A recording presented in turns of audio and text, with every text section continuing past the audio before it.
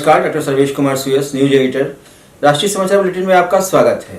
कोलकाता नगर निगम के चुनाव में टीएमसी की भारी जीत के बाद पहली बार फिराद हकीम को पार्षद दल का नेता चुना गया है। वे पहले मुस्लिम मेयर होंगे जो अगले हफ्ते शपथ ग्रहण करेंगे। शेयर बाजार की गिरावट, आईपीओ मार्केट पर कोई असर नहीं हुआ है। एक के बाद एक नई कंपनियां अपने आईपीओ पेश कर रही हैं।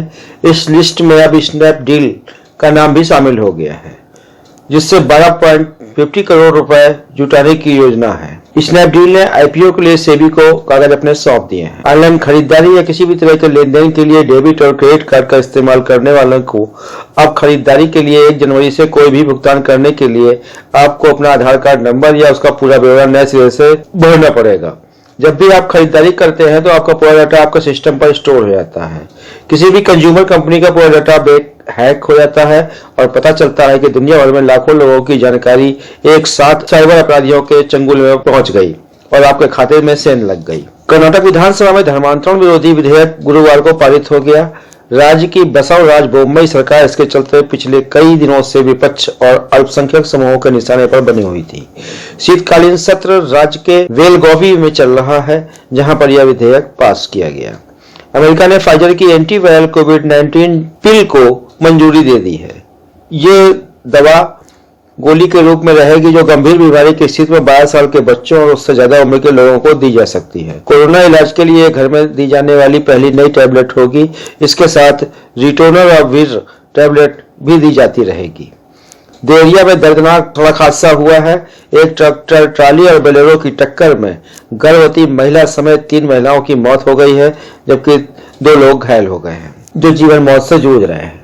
यूपी चुनाव को लेकर राजनीतिक गलियारों में चर्चा का बाजार गर्म है। 403 विधानसभा सीटों वाले इस प्रदेश में चुनावी हलचलें तेज हैं और सभी दल अपना अपना चुनावी पिटारा लेकर मैदान में कूद पड़े हैं।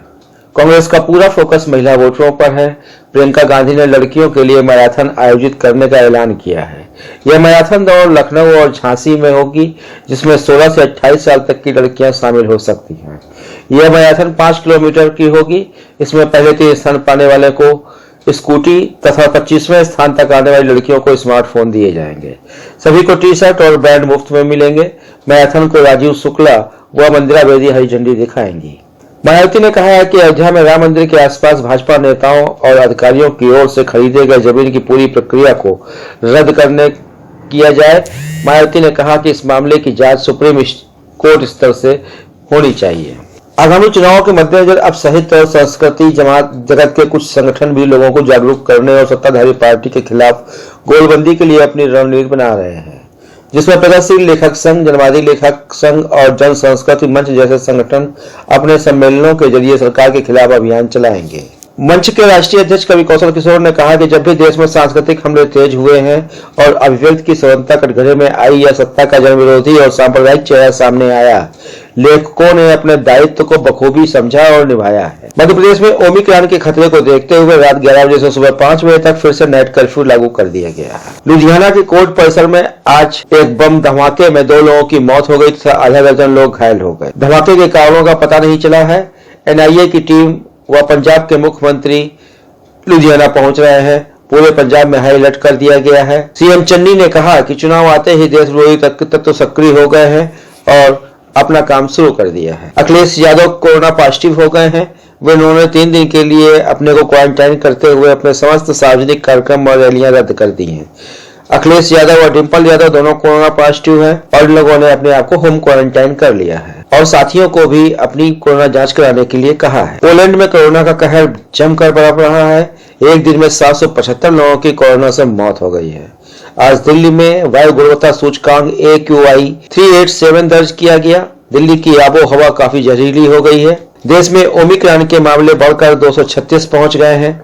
देश में बीते 24 घंटे में 7,495 कोरोना के नए केस सामने आए हैं। वहीं 435 लोगों की कोरोना से मौत हुई है। अयोध्या पर जमीन घोटाले को लेकर योगी सरकार पर भ्रष्टाचार के आरोप लगाते हुए कांग्रेस नेता प्रियंका गांधी ने कहा कि इसे जन आस्था के साथ विश्वासघात किया गया है। इसकी पूरी जांच की जानी चाहिए। ब्रिटेन में 24 घंटे में 1 लाख को पार कर गए हैं कोरोना के नए केस और वहां पर कोविड नियम सख्त कर दिए गए हैं। 64 दिन में 8वीं बार प्रधानमंत्री नरेंद्र मोदी पूर्वांचल के दौरे में पहुंचे हैं। इस समय भाजपा का वोट बैंक पूर्वांचल की ओर ज्यादा दिखाई पड़ रहा है। योगी आदित्यनाथ ने पूर्वांचल के होते हुए पूर्वांचल का ही जमकर विकास कराया है, जबकि अन्य जिले उपेक्षित पड़े रहे हैं। यही कारण है कि प्रधानमंत्री द्वारा घोषित की गई अनेक योजनाएं 2021 में जो पूरी होनी थी अभी तक परवान नहीं चढ़ सकी हैं।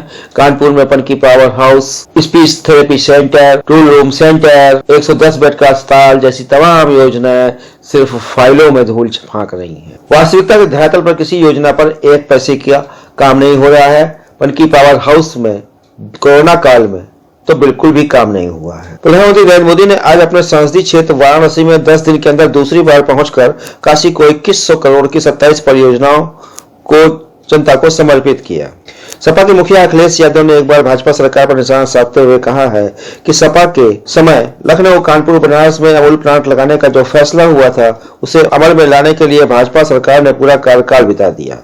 अखिलेश ने कहा कि उस प्लांट का पीएम मोदी ने आज शुभारंभ किया है। उन्होंने किसान दिवस के मौके पर चौधरी चरण सिंह को भारत रत्न देने की भी मांग उठाई। कर्नाटक के चिकबलपुर में गुरुवार को भूकंप के झटके महसूस किए गए। ये भूकंप दोपहर 2 बजे आया। इसकी तीव्रता रिक्टर स्केल पर 3.6 मापी गई। कल भी यहाँ 2.9 और 3.0 तीव्रता के 2 भूकंप आए थे। वहीं तमिलनाडु में भी भूकंप के झटके महसूस किए गए हैं। रिक्टर स्केल पर इसकी तीव्रता 3.5 मापी गई है। प्रधानमंत्री नरेंद्र मोदी ने आज कोरोना की ताजी स्थितियों को लेकर समीक्षा बैठक करी और दिशा निर्देश जारी किए। चुनाव नजदीक आते ही अब व्यापारियों ने भी भाजपा सरकार के खिलाफ मोर्चा खोल दिया है।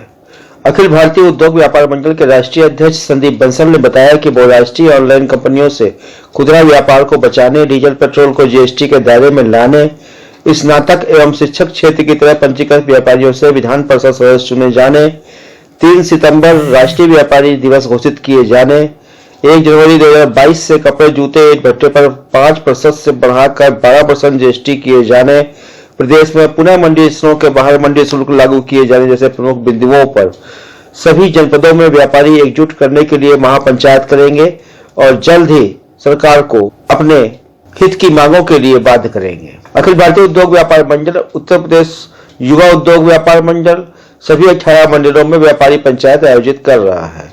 कानपुर में यह पंचायत 26 दिसंबर रविवार को कानपुर मंडल की महापंचायत होगी, जिसमें इटावा, फर्रुखाबाद, दौरिया, कानपुर देहात एवं कन्नौज के व्यापारी प्रतिनिधि भाग लेंगे। व्यापारी पंचायतों का यह सिलसिला जारी रहेगा। आज की राष्ट्रीय समाचार बुलेटिन में बस इतना ही। कल फिर मिलेंगे। नमस्कार, शुभ रात्रि।